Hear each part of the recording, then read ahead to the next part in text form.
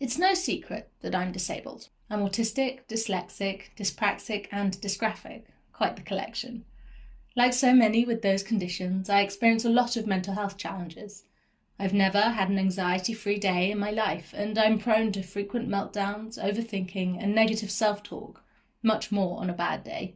I'm also a massive nerd, and I love to play D&D and other TTRPGs. I've been in my current D&D group for almost 3 years, and in that time we fought zombies, minotaurs, hyenas, and all manner of bad guys.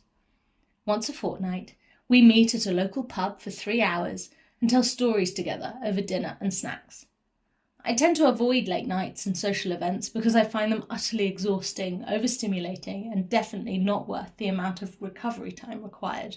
But for some reason, when it comes to D&D, the opposite is true. Time and again, I sit down at the pub table, shoulders slumped and weighed down by my brain and everything going on in it. But within minutes, I'm laughing without a care in the world. This happened most recently when I found out my beloved dog of 15 years had gone into heart failure and had, at most, a year left. I came home from the vets at 5 o'clock and sobbed for an hour and a half at the thought of losing my favourite person in the whole world. At 6:30, I dragged myself out of the house, eyes still puffy, and gingerly sat down at the table, unable to see how I could ever feel better.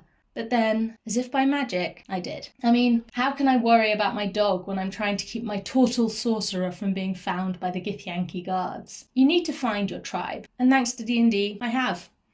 Once a fortnight, I'm surrounded by my wonderful weirdos and roll a bunch of dice. Once a fortnight, I get a 3-hour break from my brain. This year, the theme for Mental Health Awareness Week is action. When we talk about taking action to improve our mental health, we often think about the things we can do on our own. I'm starting to wonder if the biggest action we can take for our mental health is allowing our communities to help us through.